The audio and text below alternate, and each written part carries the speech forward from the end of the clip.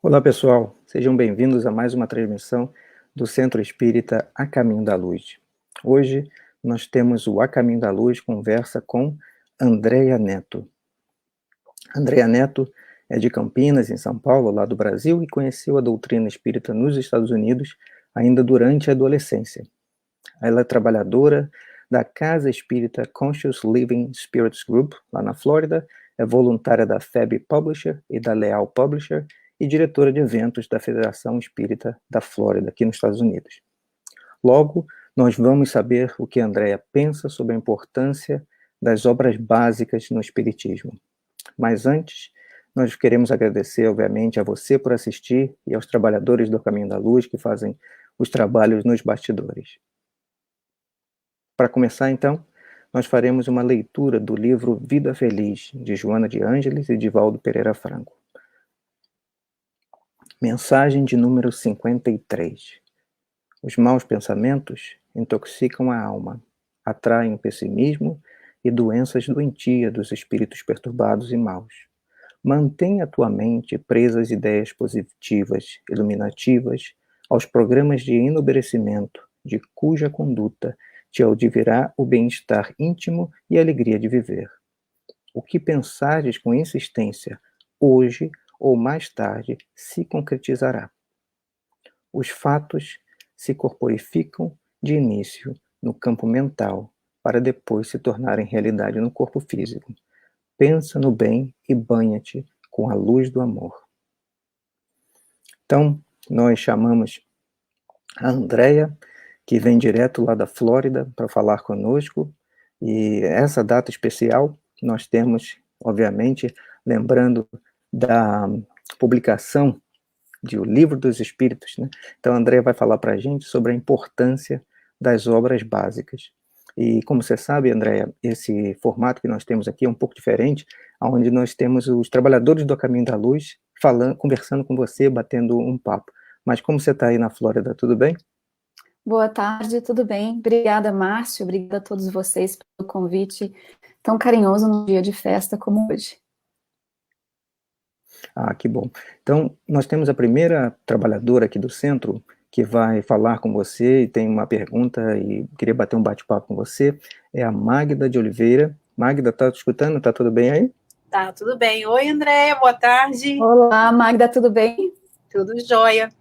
A minha primeira pergunta para você, a gente sabe que as questões trazidas por Kardec há mais de 162 anos, elas são super atuais, né? Na sua opinião, por que algumas pessoas pensam o contrário?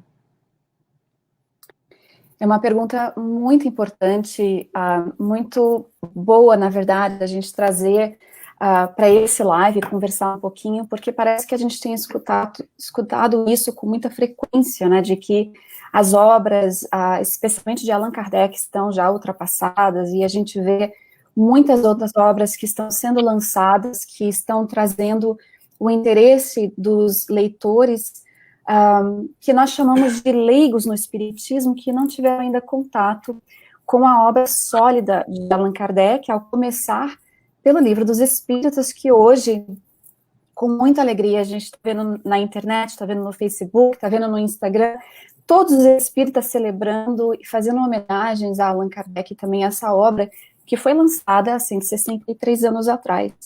Então, nós poderíamos dizer, na nossa opinião, que talvez a razão que muitas pessoas têm essa visão, primeiro porque ainda não estudaram com profundidade as obras, o seu conteúdo, e também pela questão da maturidade espiritual. Todos nós vemos, concebemos o mundo em que nós vivemos, o conteúdo que se é lido com a capacidade espiritual, a nossa idade espiritual, se podemos assim dizer. Então, quando nós pensamos na atualidade da mensagem espírita, da obra espírita de Allan Kardec, essa obra que contém mais de 1000 perguntas, que vem de encontro com os desafios, com a época atual, a gente vê que se de fato pararmos para estudá-la, promovendo os grupos de estudo nos centros espíritas, permitindo que haja um espaço para discussão, a gente vai ver como ela de fato é atual. E aí conversamos certa vez com o Raul Teixeira, e também Divaldo Franco, alguns outros amigos, chegam a dizer que quem fala que a obra está ultrapassada, de fato, não a leu, ou, de fato, não a entendeu. Eu tinha pensado aqui sobre algumas das coisas que nós poderíamos trazer em conjunto com vocês, porque na postura de trabalhadora da Casa Conscious Living, o trabalho que a gente faz aqui na Flórida, em conjunto com outros corações, na divulgação da doutrina espírita, tentando fazer divulgação, nós também não podemos deixar de dizer que somos estudantes constantes da obra. Então, a gente começou a pensar, talvez, na maneira em que Kardec formulou as perguntas, na maneira em que ele compilou, codificou toda essa informação, pensando muito mais na frente dos seus tempos, e logicamente liderado pelo Espírito de Verdade, um conjunto de muitos espíritos venerandos que sabiam que uma obra como essa, você vê, 163 anos é muito pouco tempo, não é? Para a gente tem essa revelação espírito, Consolador Prometido, ela é muito jovem ainda, nós talvez podemos dizer que seja a primeira vez que nós estamos tendo contato com o Espiritismo. Algumas pessoas já é a segunda vez na sua reencarnação, mas nós talvez podemos dizer isso. Então pensamos, né, no amparo, na maneira, na inspiração que veio para Kardec, para ele poder elaborar as perguntas valiosas que nós temos no Livro dos Espíritos. Nós gostaríamos de compartilhar com vocês a memória de um texto que se encontram em Cartas e Crônicas, no capítulo 7, que se chama Consciência Espírita, pelo Irmão X, através de Chico Xavier, e consta no momento ali que, enquanto Kardec estava pensando, compilando, vendo as perguntas que seriam feitas, ele estava ali reunindo o texto que, de fato, traria à tona essa obra maravilhosa, e então ele se recolhe e ele adormece. E quando ele adormece, ele se vê fora do corpo ali, e ele, então, é como que levado a uma área do plano espiritual, aonde ele começa a escutar soluções de aflições, gritos, choros, e ele fica muito tocado com aquela situação. Era um sonho verdadeiramente vivo ali no estado de espírito de Kardec. Então ele olha para a entidade veneranda que estava do lado dele e pergunta se ali estavam as almas daqueles que haviam crucificado Jesus, para ele entender que tipo de pessoas era aquela, de onde vinham aqueles gritos, aquelas exclamações, aquelas aflições. Então, o guia informa a Kardec que não, que enquanto eles tivessem sido responsáveis por aquilo, desconheciam na essência o mal que praticavam. E aí Kardec continua escutando e pergunta então, seriam então as almas dos imperadores romanos? Eu estou olhando aqui o texto do meu lado. Ele diz, de certo padecerão nestes sítios aqueles mesmos suplícios que impuseram à humanidade, e aí o guia o interrompe e diz, nada disso. Homens na categoria de Tibério não possuem a mínima noção da espiritualidade. E aí Kardec, então, continua e faz mais uma pergunta. Acaso, então, andarão presos nesses vales sombrios em que nos encontramos os algozes dos cristãos nos séculos primitivos do Evangelho? E a entidade, então, responde que de nenhum modo eram eles ali. Todos já haviam sido reencaminhados a futuras encarnações. E Kardec, então, já não aguentando aquela situação, ele vai e suplica, dizendo, por favor, diga-me de quem são esses gemidos. E a entidade, então, responde, temos juntos de nós homens e mulheres que estavam no mundo plenamente educados em questão ao Evangelho de Jesus, mas não praticaram os ensinamentos. Isso fez com que Kardec retornasse ao corpo, desperto, chocado com aquela informação, e ele então formula a pergunta 642 do Livro dos Espíritos, a dizer, para agradar a Deus e assegurar a sua posição futura, bastará que o homem não pratique o mal? Isso é muito bom para os tempos atuais. Será que basta a gente não praticar o mal? E então Os espíritos venerandos responderam: não, cumpre-lhe fazer o bem no limite das suas forças. Então vejamos, né, Magna, como que é importante a gente ver uma pergunta dessa, como que a gente pode aplicar na nossa atualidade, porque nós já temos uma outra visão do futuro, do espírito, não é?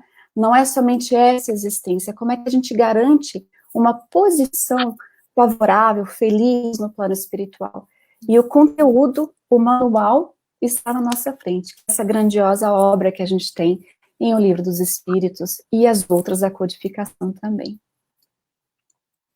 Muito obrigada, Andréia. De nada.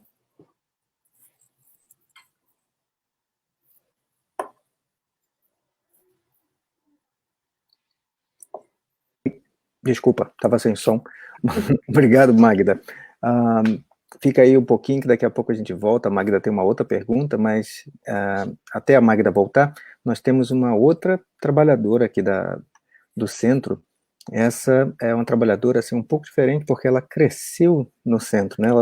Ela chegou no centro um pouco diferente, assim, chegou bem pequenininha, a Bia Lopes, que ela é trabalhadora aqui. Oi. E agora está acabando até o college, mas sempre estudiosa e interessada pelo espiritismo. Bia, fica à vontade para você conversar com a Andréia. Oi, Andréia. Oi, Bia. Tudo bem?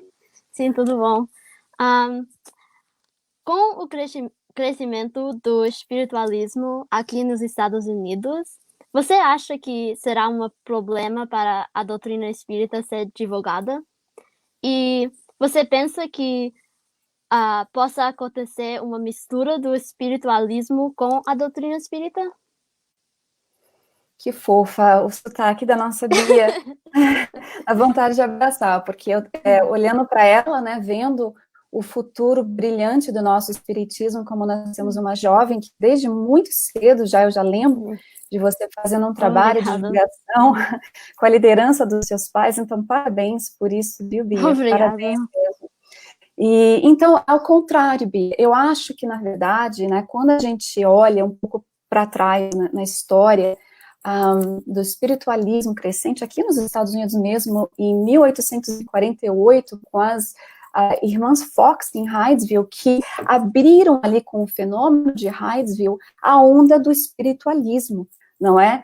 E que, de fato, passou da América para a Europa, lógico, a gente sabe sobre isso, e menos de 10 anos depois, foi quando surgiu essa obra gloriosa do Espiritismo em O Livro dos Espíritos, mas a gente vai ver que Kardec foi tão inspirado, mas tão inspirado na sua missão, logicamente, ele sendo liderado por aqueles espíritos venerandos, que ele fez questão, com os espíritos, é lógico, imagino ali, de trazer para nós, na introdução de O Livro dos Espíritos, a questão de que para coisas novas, para situações novas, precisamos distingui-la.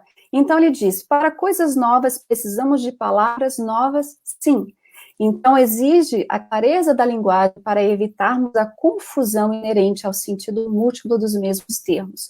Ele, então, vem trazer a questão da palavra espiritual, espiritualismo, espiritualista, em que ali ele diz haver acepções bem definidas. Mas aí, para aplicá-las à doutrina espírita, ele então traz o termo espiritismo, espiritista,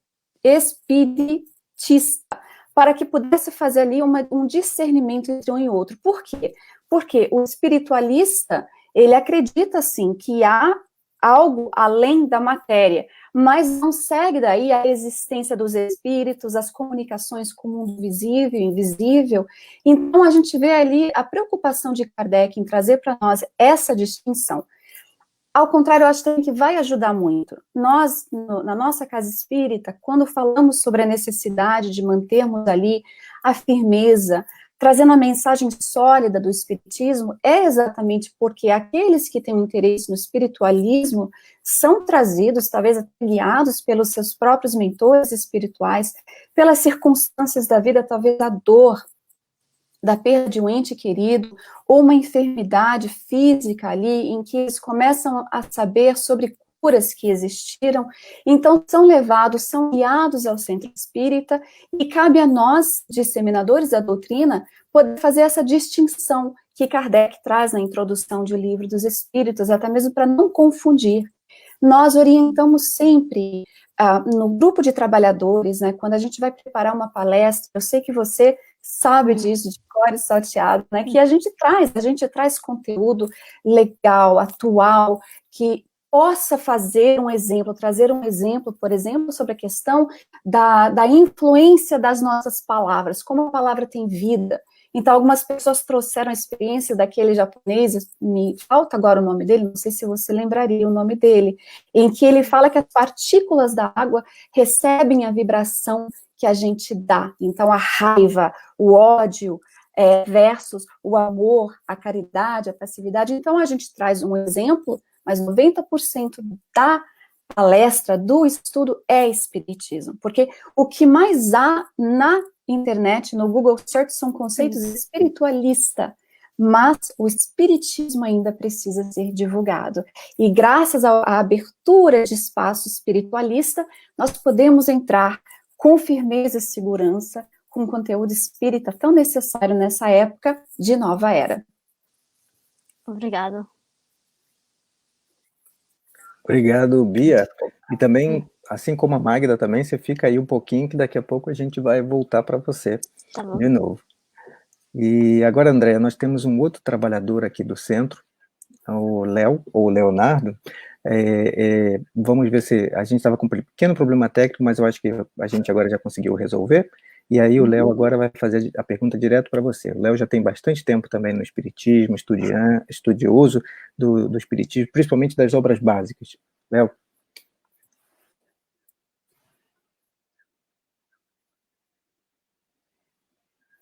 Escuto. Léo. Não estou escutando ele.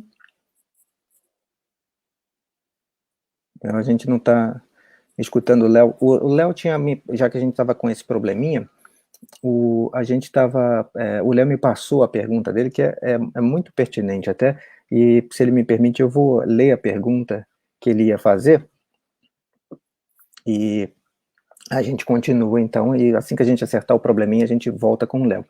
Mas, basicamente, o que ele perguntou era assim: muitos de nós, seres humanos de vários recantos do planeta, somos obrigados a fazer um recluso em nossas casas para esconder, né, de um inimigo específico. Ele está falando aqui sobre o coronavírus, né? E ele primeiro diz que fica um pouco até confuso com esse conceito do coronavírus, né, de chamar de inimigo. Mas ele queria até que você, se você quiser ficar à vontade de comentar sobre esse aspecto, que você pode comentar, mas a pergunta dele basicamente nessas várias pessoas, né, que professam diversas crenças, elas podem agir, como elas podem agir para transformar as suas casas no seu templo, né, no seu santuário, para que momentos como esse, no comprometimento mental das pessoas, com problemas com ansiedade, medo, tristeza, depressão, entre outros, elas não se tomem de assalto, né? O indivíduo não seja tomado de assalto, né? Então, seria muita presunção achar que os espíritas têm essa capacidade, né? Se você concorda com esse ponto? Muito, muito boa a pergunta dele. E, Márcio, eu gostaria de pedir para você, se você não se importar, de reler a mensagem Vida Feliz que você trouxe. Você ainda tem ela aberta ou foi aberta ao acaso? Tenho aqui. A mensagem diz assim: os maus pensamentos intoxicam a alma, atraem o pessimismo e as presenças doentias dos espíritos perturbados e maus. Mantenha a tua mente presa às ideias positivas, iluminativas e aos programas de enobrecimento, de cuja conduta te advirá o bem-estar íntimo e a alegria de viver. No que pensares com insistência, hoje ou mais tarde se concretizará. Os fatos se corporificam de início no campo mental, mas depois se tornam realidade no corpo físico. Pensa no bem e banha-te com a luz do amor. Maravilha. A razão que eu lembrei dela agora, porque quando a gente fala desse inimigo invisível, né,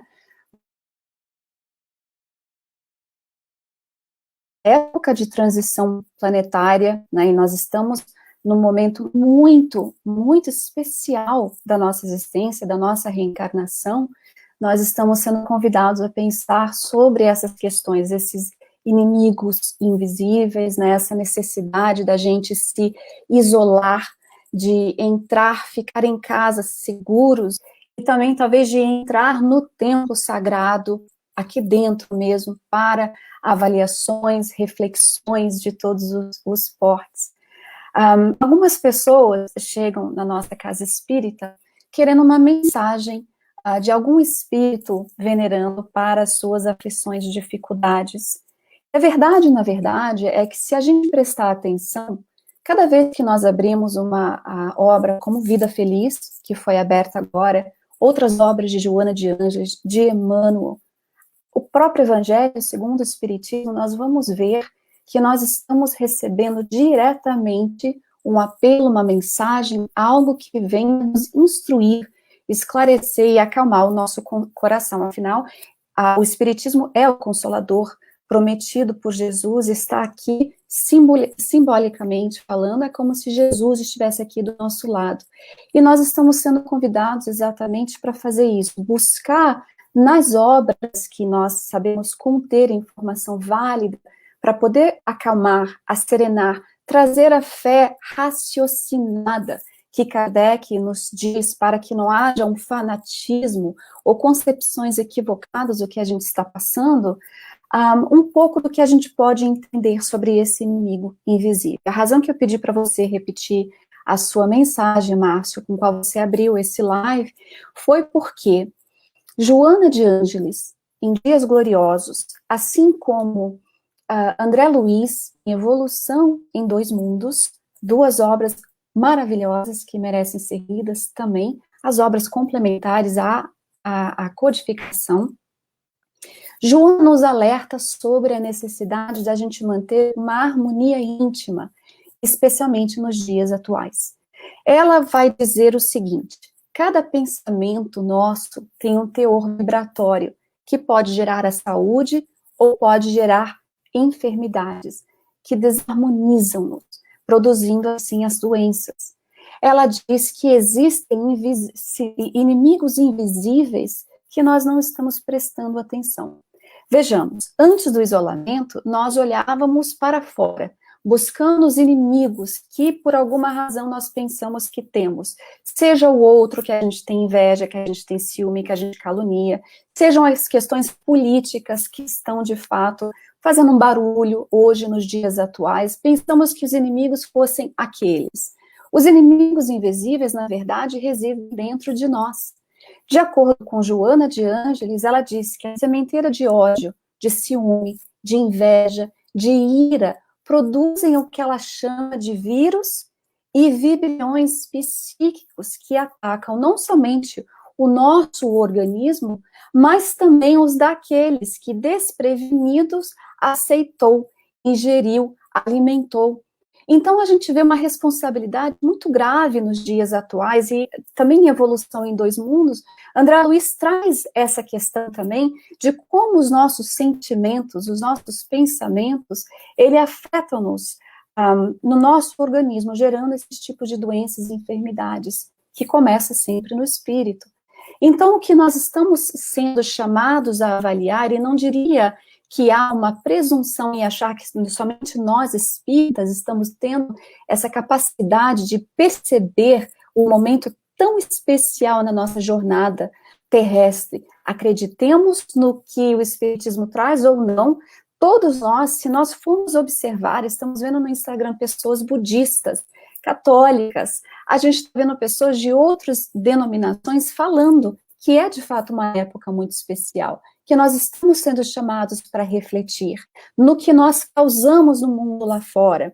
Espíritas têm um pouco mais de responsabilidade nas mãos, porque hoje, com toda essa informação contida, onde nós chegamos a uma maturidade espiritual, que temos a capacidade de entender o significado do que trouxe Kardec e os espíritos benevolentes, o que eu acho, Léo, é que a gente tem uma responsabilidade um pouco maior, porque nós não podemos mais dizer que nós não sabíamos. Nós sabemos, nós estamos com muita informação à nossa disposição, os investimentos do alto a nosso favor antes de reencarnar, garantiu para nós ali que íamos receber nessa presente encarnação um conteúdo para facilitar a jornada durante a época de transição que não deixa de ser dolorosa e cheia de desafios. Então, a nossa responsabilidade é combater os inimigos invisíveis aqui dentro, para que, ao mudar o mundo físico, nós também possamos refletir o nosso mundo interior como de fora, auxiliando as pessoas. O espírita não está aqui somente para divulgar o espiritismo, ele está aqui também para tentar vivenciar, se esforçando diariamente como nos responderam, dentro da codificação, fazendo um esforço contínuo para poder domar as nossas má inclinações, e fazendo assim, servindo de exemplo vivo para os outros que nos seguem de perto também. Então, por isso que disse no início, né, Márcio, que me considero com vocês como uma pessoa que está estudando a doutrina, tentando fazer esse trabalho, mas vigilantes na época atual, para a gente não perder a oportunidade. Por que estamos isolados? Para quê? E o que estamos fazendo com isso? Porque nós não queremos voltar ao normal quando tudo isso passar. Nós esperamos que a gente tenha graduado, saindo do time-out, em que Deus nos colocou em casa para refletir sobre a nossa conduta, no mundo interno, no mundo externo, nós possamos fazer as modificações e verdadeiramente poder herdar a terra, como disse Jesus nas bem-aventuranças, não é? Herdar a terra tem a ver com a condição de espírito já passando de um estágio para o outro, poder fazer parte do mundo de regeneração, ao qual estamos todos destinados nesse momento. Obrigado, André. Vou chamar o Léo de novo para a gente consegue fazer um teste e ver se funciona. Léo, gente? Ainda não. Que pena. Que pena. Os espíritos venerandos também, a gente tem que fazer um esforço muito grande para escutá-los, porque às vezes não dá. Pena. Mas a gente tem aqui você conhece um pouco os trabalhadores aqui, ou alguns até bastante, você sabe que eles são bastante estudiosos e muito curiosos com relação à doutrina espírita, né? Então, não faltam perguntas e assuntos para a gente ficar conversando, né? E sobre a importância das obras básicas, às vezes a gente foca muito num aspecto, né? E a Magda vai trazer uma pergunta que ela selecionou, muito interessante, que nem sempre a gente pensa. Magda. Oi, Andréia. A gente fala muito de Kardec e a codificação, mas qual foi a importância de Amélia Boudin na codificação espírita? Pois é, aí a gente tem assim, eu tenho por mim, se a gente pudesse conhecer alguém que admiramos, que realmente fez uma grande diferença na humanidade, na minha lista seria a esposa de Allan Kardec, né? A gente não fala muito dela, não se faz muita referência, e na verdade, ela foi de fato a estaca, né? Aquela posição firme de amor, de apoio a Allan Kardec. Não foi qualquer uma pessoa que foi colocada ao lado de Kardec, foi alguém também que foi devidamente preparada, que também é inspirada. Nós vemos a presença dela em alguns pontos, na Revista Espírita, por exemplo, de 1869, nós vemos a nobreza, a grandeza de Amélie, né, como chamam ela, a doce Amélie, porque tinha uma doçura, mas tinha também uma firmeza de propósitos ali. Então, após o desencarne de Kardec, a gente vai vê-la ainda mantendo a fidelidade a Jesus e aos princípios de divulgação da doutrina espírita, abrindo mão também de qualquer questão financeira que pudessem chegar a ela. A gente vai ver isso na Revista Espírita de 1869, onde temos um post que se chama Caixa Geral do Espiritismo, a decisão da senhora Allan Kardec. Então, desejando ali se despojar de tudo que pudesse trazer a ela qualquer tipo de ganho financeiro, ela então decide doar inteiramente, anualmente, à Caixa Geral do Espiritismo, os lucros que viriam das vendas de livros, das assinaturas da Revista Espírita, que muitas pessoas pensam que o trabalho de Kardec se encerra, não é? nas 5 obras, sem entrar nas outras, e sem falar também da Revista Espírita, 12 edições anual, durante 12 anos, é um trabalho realmente que foi incansável e dedicado, e ela fez parte disso. A gente vai ver um pouco da explicação sobre Amélie Boudet, que diz que ela foi uma filha que era muito, desde cedo, ela era muito, tinha muita vivacidade, ela tinha um interesse muito profundo para ler, para estudar. Então, os pais dela também a prepararam, não somente com a questão moral, que seria essa grandeza, essa nobreza dela, mas também proporcionando a ela dotes intelectuais. Então, diz que Kardec e ela se casaram em 1832, foram quase 40 anos juntos. Imaginamos ali que eles utilizaram aquele tempinho juntos para fazer maravilhas que somente providenciou a todos nós essa riqueza que a gente tem na codificação das obras espíritas. E diz que, embora ela fosse 9 anos mais velha do que Kardec, mas ela tinha uma jovialidade muito peculiar dela. Então, sempre sorrindo, sempre de uma maneira muito doce, isso ali mostrava aos outros que parecia que os dois eram, na verdade, na mesma idade ali. A gente vê também em alguns relatórios que existem, por exemplo, na FEB, nos arquivos de pesquisa, que a Amélie também tinha grande impacto nas decisões e projetos de Allan Kardec. Então, quando a gente olha essa questão, agora eu vou jogar aqui para o Márcio, que eu sei que ele é espírita, eu não sei, Magda, se você é casada ou não, mas a esposa do Márcio é espírita, estão ali criando os seus filhos dentro do espiritismo, e quando a gente vê que isso acontece, fortalece muito mais o trabalho. E eu fico imaginando que tipo de pessoa, não é, na intimidade ali, com Kardec, com todos os desafios, as provações, ela que recebeu nas mãos dela.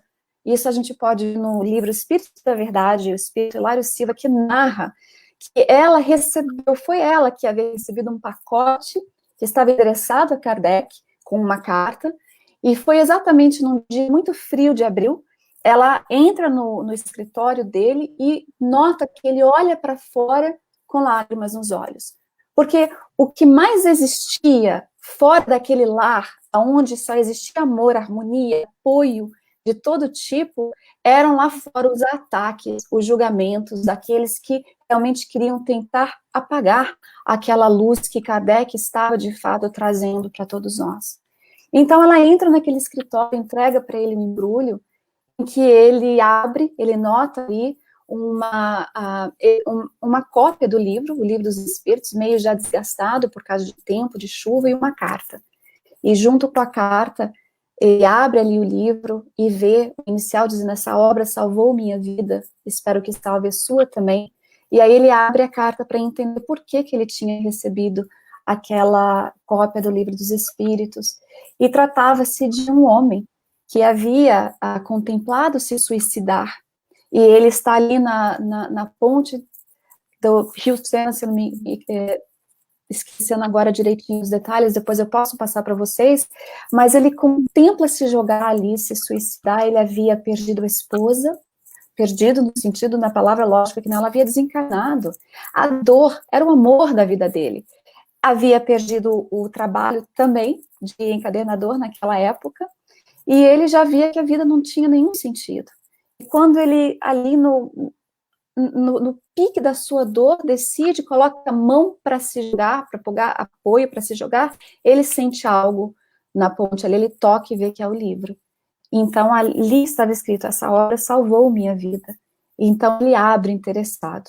E ele joga, então, isso de volta para Kardec com essa carta belíssima, tentando dar suporte, encorajando a Kardec de não parar, porque tinha feito toda a diferença na vida dele, e ele sabia que faria diferença na vida dos outros também. A gente vê que a Amélie chegara no momento exato em que Kardec ali estava questionando, lógico, qual de nós não questionaríamos a dor que ele sentia de não estar sendo entendido, de não estar sendo apoiado, e entra a doce Amélie Boudet com esse pacote bem na hora que era necessário. E a gente vê, então, que do lado de um homem como Kardec, precisava haver uma criatura que daria o apoio. Ela não tinha a necessidade das vaidades do mundo. O interesse dela era a dedicação dela a ele, o amor que se entregara, o amor desinteressado, para que pudesse refletir o amor de Kardec ao trabalho e missão desinteressado que a ele também houvera sido dado. Vale a pena a gente buscar ler também em obras póstumas um pouco da missão de Kardec. Ele tem ali as anotações pessoais sobre a missão dele, e muitos de vocês já conhecem de cor, mas vale a pena a gente ler de novo, porque às vezes a empolgação, o entusiasmo da divulgação da doutrina, ela às vezes vai apagando, natural. Na época de transição, a pressão espiritual é muito grave. Temos os problemas que chegam de nós como aquele tipo de impulsos para fazer com que a gente avance um pouco mais rapidamente e manter a fé, mantermos ali com entusiasmo, com coragem, às vezes é muito difícil, porque nós somos, sim, força pensante, a inteligência aqui que a gente vê, o princípio inteligente já individualizado, mas nós temos também sentimentos, nós somos também pessoas que sentem também as vibrações de fora. Então, é necessário que haja alguém do nosso lado, que seja um esposo, uma esposa, um amigo, alguém, um sinal, um livro que venha e que acenda dentro de nós de novo a chama de querer continuar. Então, para Amélie Boudet, hoje homenageando Kardec pessoalmente, e eu sei que a mente tem um poder muito grande, se nós pudéssemos visualizar um grande buquê de rosas brancas, adoraria que fosse entregue a ela com todo o perfume, porque ela merece também o nosso reconhecimento neste dia de hoje. Muito obrigada, isso realmente é verdade. Magda, então fica de novo aqui um pouquinho, espera um pouquinho e vamos chamar agora novamente a Bia, a juventude do A Caminho da Luz, né? A Bia tem uma outra pergunta também para você, André. O que você acha que pode ser feito para os jovens participarem mais da doutrina espírita? Uma ótima pergunta, Bia. Você sabe que eu também cresci na América, cheguei com 13 anos, e com 14 anos foi que eu conheci o Espiritismo. Veio no momento mais importante da minha existência, eu vou dizer, e foi muito importante para mim. E eu acho que você está com 19 anos, 20? 20. Quase 20 anos. Nem parece, eu só estou falando isso porque falaram que você está quase graduando na universidade, né? Então a gente nota que a maneira com a qual nós somos educados no Espiritismo, na mocidade, na evangelização, mudou muito, não é? Vou ter que falar a minha idade, né? Porque senão não vai fazer muito sentido. Embora eu pareça que tenha 20 anos também, na verdade eu tenho 42 já, semana que vem eu vou fazer 42 anos, então de 14 anos aos 18, a maneira com a qual eu fui evangelizada ou ensinada com os princípios da doutrina espírita, na verdade não faria muito sentido com o jovem de hoje, né? A gente vê que a gente tem dentro, ou na nossa atualidade, todo o material, recursos que o jovem utiliza, que eu, na minha época, não utilizava. A internet, por exemplo, é uma dessas questões, né, Bia, que abriu para o jovem todo um mundo que nós não tínhamos acesso enquanto nós estávamos crescendo na nossa mocidade. Eu me lembro muito bem que a gente fazia garagem céus, a gente participava ativamente de atividades na casa para arrecadar fundos, mas hoje, com os jovens com quem eu tenho contato, pessoas, pais que são envolvidos também na evangelização, no centro espírita, estão ali tentando manter o interesse do jovem ativamente ali aceso na divulgação e nos ensinamentos, na assimilação da doutrina espírita. A gente vê que talvez o que o jovem precisa hoje sejam atividades um pouco mais desafiadoras para eles. Uma jovem me disse que não faz muito sentido ficar sentado numa sala, somente escutando, lendo o evangelho. Eles querem prática, eles querem fazer parte de algo, para que o intelecto encontre lugar também dentro deles. Não é somente a teoria, é na prática, a gente quer ver na prática o trabalho. Então, o jovem precisa ser desafiado um pouco mais do que nós fomos na época em que nós fomos evangelizados, né? Nós estamos vendo hoje grupos usando a internet para continuar nessa época de isolamento social, em que as casas espíritas estão fechadas temporariamente, as portas do centro espírita somente, vemos que há atividades com jovens pela internet, e eles estão amando, porque é o mundo de vocês. A tecnologia, não é, Bia? É o mundo de vocês, né? Enquanto alguns de nós, eu lembro eu explicando o computador para o meu pai, eu falava assim, pai, isso faz quase 6 anos atrás, ele comprava o computador e toda semana eu tinha que ir lá tirar vírus do computador dele. Ele mexia em tudo, mexia em tudo. Então, aí ele ficava com medo de apertar uma tecla. O pai não fica com medo de apertar uma tecla. It's ok, é só uma máquina, né? Mas para o jovem, essa máquina, ela pode ser colocada em prática de uma forma, de fato, muito perigosa, como a gente vê, não é? Os desafios, houve alguns challenges aí, que estavam fazendo com que um jovem se colocasse em posições muito perigosas até de vida, ou ela pode ser canalizada de uma maneira muito positiva e construtiva. Então, outra coisa que nos chega é a vontade do jovem de não somente receber discurso dos pais ou dos evangelizadores. O exemplo dos pais e dos evangelizadores também fala muito alto para o jovem. Então, uma oportunidade, Sandra Borba diz, um espaço na casa espírita, onde o jovem sinta realmente de que a divulgação da doutrina espírita está na mão dele no futuro. Ou seja, que eu vou desencarnar, eventualmente, lógico, né? E vocês, jovens, levarão isso em frente. Vocês são os que herdarão o centro espírita, que farão o trabalho de divulgação e vai se modificar também enquanto a gente vai evoluindo, progredindo. Vocês terão essas ferramentas bem diferentes do que hoje nós temos. Uma jovem também me disse, ela disse assim, poxa, no centro espírita vocês recebem palestrantes diferentes toda semana, não é? A gente também gostaria de ter diferentes expositores vindo para cá, fazendo lives, participando conosco. Então, a gente vê o interesse realmente do jovem, ele quer aprender, ele gosta dos conteúdos que existem.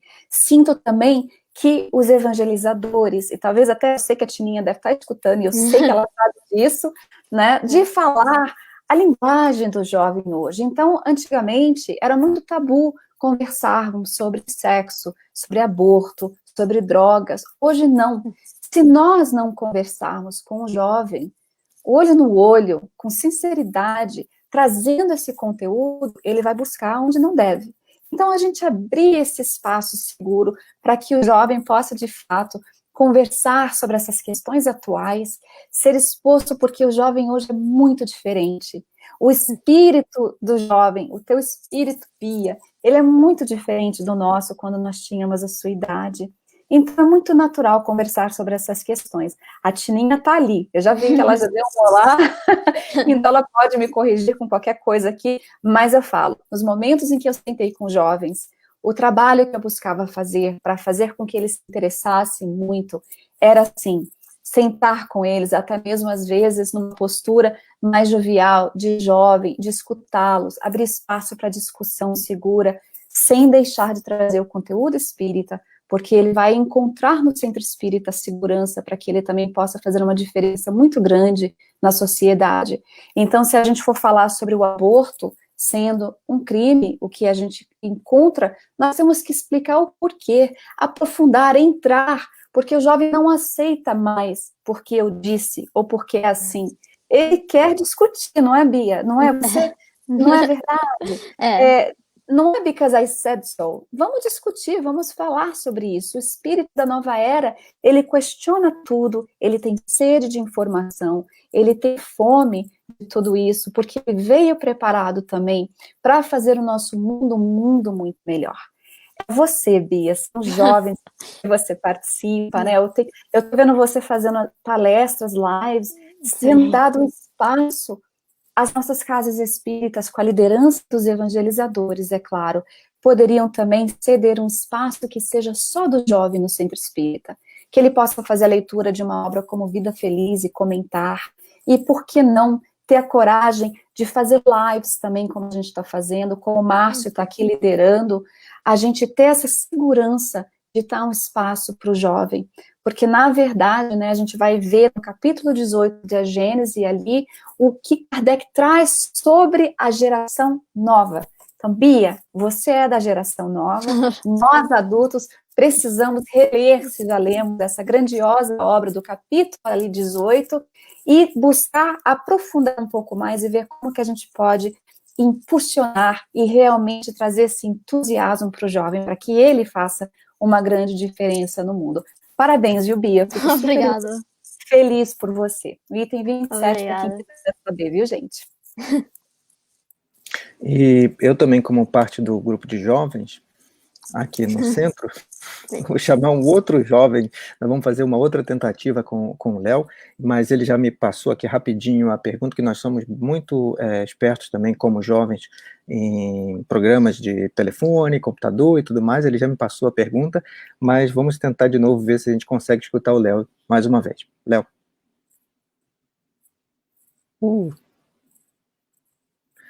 Não estamos escutando.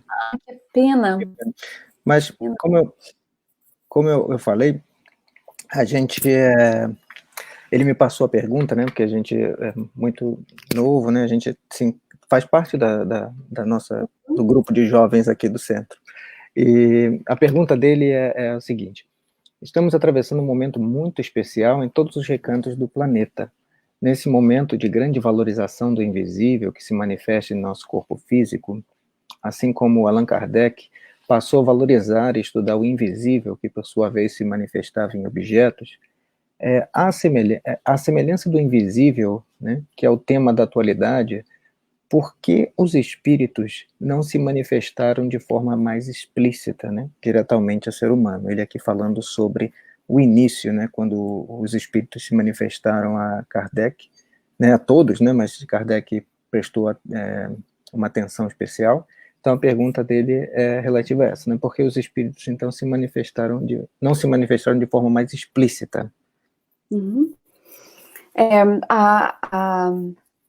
O trabalho de Kardec, ele foi devidamente preparado para que, de fato, quando viessem essas, primeiro, manifestações, né, o lado investigador, inquisidor de Kardec, sério, de buscar ali a razão que estava de trás das mesas girantes, de tudo aquilo que estava acontecendo, que começou, como a gente falou no início, em 1848, em Hydesville, uma vez que Kardec realmente se engajou ali naquela missão a qual ele foi destinado, a gente vê que ficou centralizado por todo esse trabalho concentrado de realmente planejado pelas entidades venerandas, para não somente Kardec, mas aqueles que estiveram atrás, as médiuns que fizeram parte, o trabalho que ele fez de mandar as várias perguntas para várias partes do mundo, receber, demorou muito, porque não tinha WhatsApp, não tinha StreamYard, não tinha nada do que hoje nós temos como recurso de comunicação.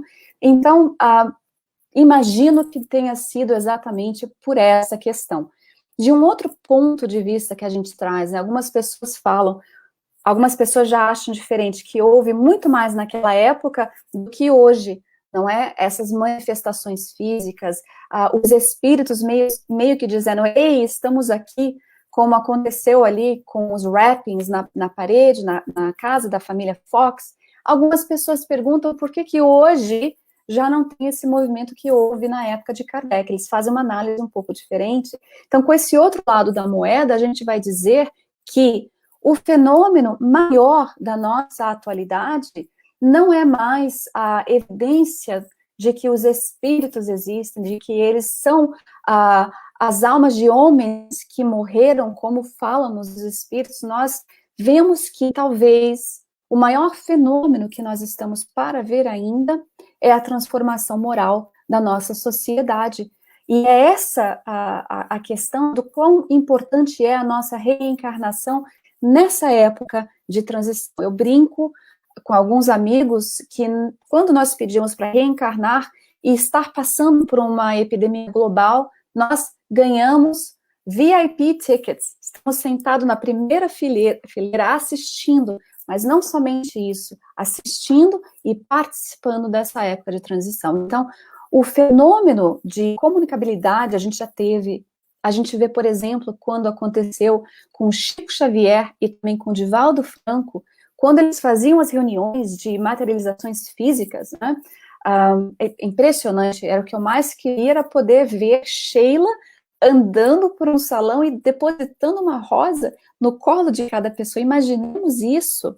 E aí a gente vê a última manifestação de efeito físico que houve com Chico Xavier, eu posso estar equivocada, mas foi o que nos passaram, foi a materialização de Emmanuel, a dizer ali que, por isso que fizeram aquele desenho, a dizer ali que não era o trabalho de Chico Xavier trazer o fenômeno mais desse tipo, que era para ele focar no trabalho dele, que no caso de Chico Xavier, a gente viu mais de 400 obras, meu Deus, psicografadas com várias mensagens que vêm exatamente para dar suporte nessa questão. O fenômeno atual é de moral, é de ordem de moralização da nossa sociedade. É lógico que a gente não vai se transformar da noite para o dia, nós sabemos que dentro da lei de progresso, tudo vai encaminhando de forma gradual, não tem uma linha definitiva, mas prestemos atenção à nossa existência, não é? Às vezes a gente fica muito preocupado com o que o outro esteja fazendo em questão de transformação moral,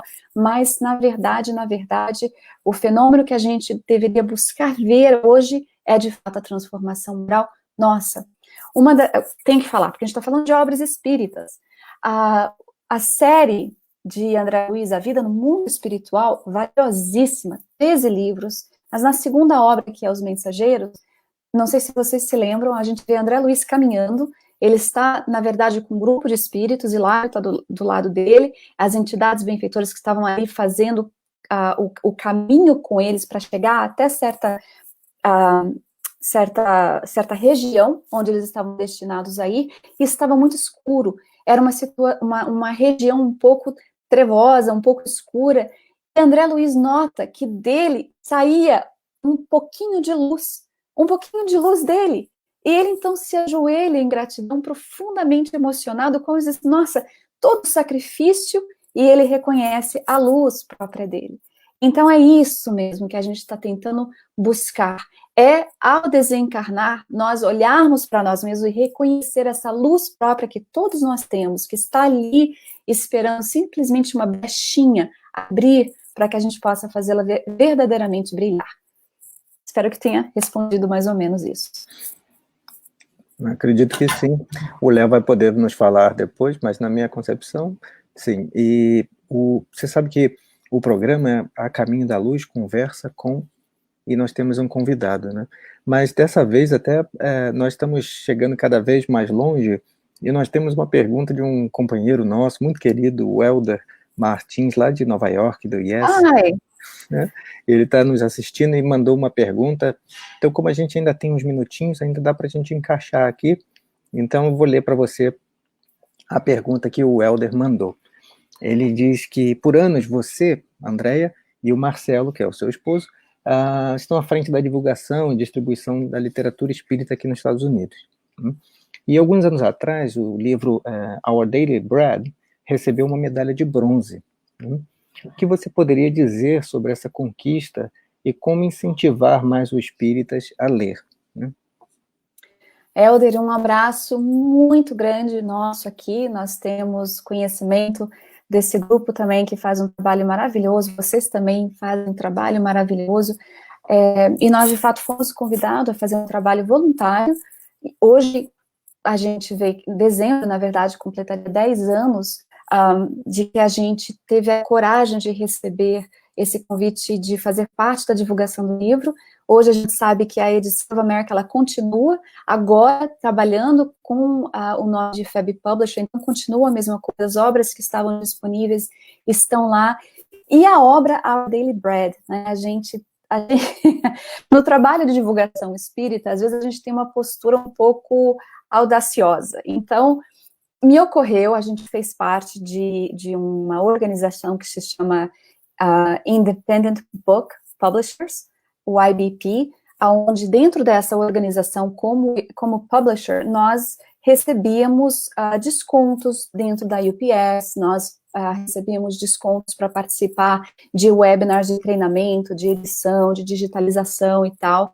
E aí um dia eu recebi um e-mail de que eles estavam fazendo a promoção de um grupo que se chamava Jenkins Group. E o Jenkins Group, todo ano, fazem não seria uma competição, mas uma avaliação de obras cristãs, onde nós poderíamos submeter obras com conteúdo cristão, e eles, então, pagam-se um FII para isso, né, porque eles utilizam várias pessoas para poder ler a obra, porque são pessoas realmente com conhecimento em teologia de vários tipos de denominações, e eles ali, então, receberiam obras dos Estados Unidos, da Nova Zelândia, da Austrália, acho que era a França também, agora o outro país, não estou me recordando, mas eles receberiam essas obras e iriam ler, e ao ler, iriam dizer se a obra receberia algum tipo de honra, de medalha, de reconhecimento pelo conteúdo cristão. Então, a gente submeteu o Pão Nosso em inglês, Paulo e Estevão, e submetemos também o Evangelho segundo o Espiritismo. E, logicamente, sabendo que seriam pessoas ali que estariam lendo as obras, que seriam, de fato, espiritualistas, e ficamos pensando como que eles receberiam uma obra que estaria na carta, ditado pelo Espírito Emmanuel, ou vendo a palavra Espiritismo, mas nós fizemos porque nós temos a coragem da fé contida no Evangelho segundo o Espiritismo, a coragem realmente de promover o que a gente ama, de poder levar, mesmo se não tivesse saído uma medalha, se aquelas pessoas que estivessem revisando tinham que mandar 3 cópias de cada obra para eles, se eles lessem e recebessem algum tipo de consolo, que nada saísse daquilo, mas que pudesse trazer esclarecimentos para uma pessoa, para nós, já estava muito bem.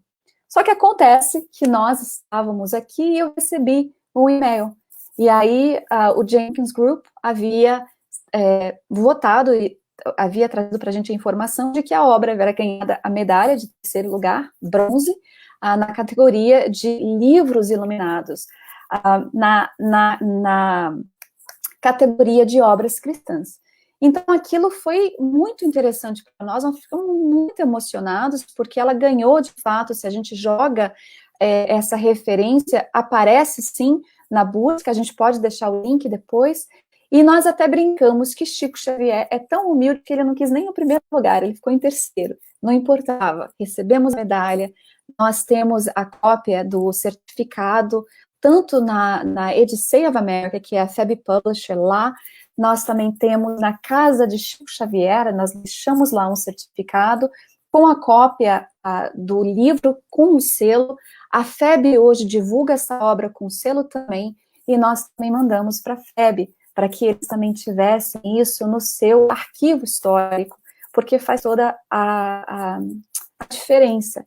Eu gostaria de dizer para vocês que o trabalho que eu sinto que todos nós temos, que viemos com um compromisso, sim, não há por que dizer que não há, porque a gente vê o amor da Tininha na evangelização, da Solange, Teu, Márcio, de todos vocês, a Magda, Bill, o Helder, todo mundo, o pessoal que está no trabalho das federativas que existem aqui na América e fora, a gente vê que há um amor ao que se faz, à causa, não é? Algo que lá atrás nos tocou, a vontade de que os outros também tenham vontade de experimentar, mas é um trabalho formiga, porque compete à espiritualidade utilizar do nosso trabalho para que verdadeiramente faça eclodir, explodir, sendo que o trabalho não é nosso, nós somos ceareiros no campo enorme de trabalho no bem de Jesus. Cada um de nós temos uma capacidade diferente, única, qualidades que são diferentes, que quando colocadas juntas ali, fazem uma diferença muito grande. É o que Divaldo Franco nos diz, que o movimento espírita, ele é a palma da mão. E os dedos, eles são os trabalhadores, que estão distribuídos aonde precisam estar e eventualmente se unem.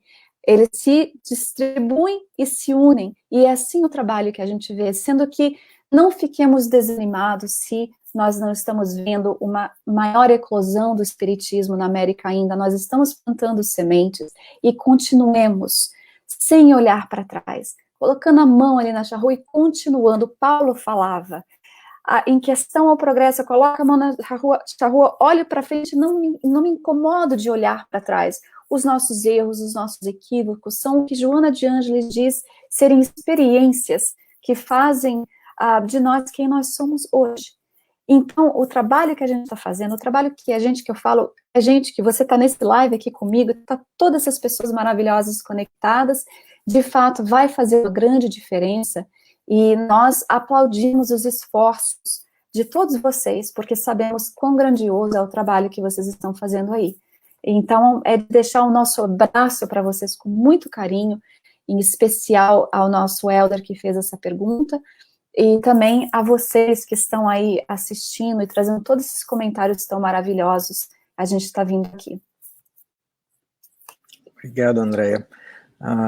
Vamos chamar aqui todo mundo de volta para que a gente possa terminar essa conversa que nós tivemos aqui. E a todo mundo que está assistindo, nós gostaríamos de lembrar que na semana que vem, nós vamos ter um outro convidado, né, nessa conversa, nesse bate-papo, e esse convidado será o Tim Santos, né, da dupla Tim e Vanessa. Então, fique ligado, no próximo sábado nós vamos ter Tim Santos, mas hoje nós queremos fechar e agradecer, Andréia, a você pela participação, por se disponibilizar, você estava participando ainda há pouco, né, de uma outra transmissão sobre a Fab Publisher, e você conseguiu arrumar um tempinho e vir aqui para conversar com a gente, dedicar o seu tempo, que já é bastante escasso, mas você sempre consegue atender a todos. Então, gostaríamos de agradecer a você por essa disponibilização, por dividir com a gente tantos conhecimentos que você acumulou e continua sempre buscando. Agradecer aos trabalhadores do A Caminho da Luz que participaram aqui, e aqueles outros que estão nos bastidores também trabalhando, né? E dar a oportunidade que a gente possa estar sempre interagindo, né? Estreitar os nossos laços físicos, agora aqui um pouco separados, mas como nós estamos todos no mesmo ideal, nós estamos sempre na mesma sintonia. E então, assim, nós gostaríamos de convidar a todos para que a gente possa fazer uma prece para terminar, esperamos com chave de ouro, essa nossa conversa, né? Que possamos elevar, então, os nossos pensamentos, mantê-los elevados ao nosso Criador e ao nosso Mestre Jesus, e agradecer, Senhor, pela oportunidade, por mais uma dentre tantas que nós temos de crescimento, de evolução, e agradecer também, Senhor, por trabalhadores tão dedicados que seguem os teus exemplos e vêm trazer a nós tudo aquilo que eles aprenderam, para que nós possamos, Senhor, internalizar os conhecimentos e externalizá-los através das nossas ações mais simples, com aquele que está ao nosso lado, com aquele que está, muitas vezes, invisível à nossa percepção. Mas que, Senhor, que possamos entender que todos nós somos partes da mesma família e que cada um deve fazer tudo aquilo que está a seu alcance em prol do bem. Abençoe a todos aqueles que trabalham incansavelmente para a tua obra. Abençoe todos aqueles, Senhor, todos aqueles que esqueceram de ti, ainda que momentaneamente, que eles possam lembrar dos teus exemplos e seguir contigo rumo ao nosso Pai. Que assim seja. Andréia, obrigado mais uma vez, um grande abraço aí na Flórida, esperamos que em breve possamos nos abraçar fisicamente novamente. Que assim seja. Obrigada a todos vocês, gente, pelas perguntas e paciência. Obrigada. Obrigado a todos.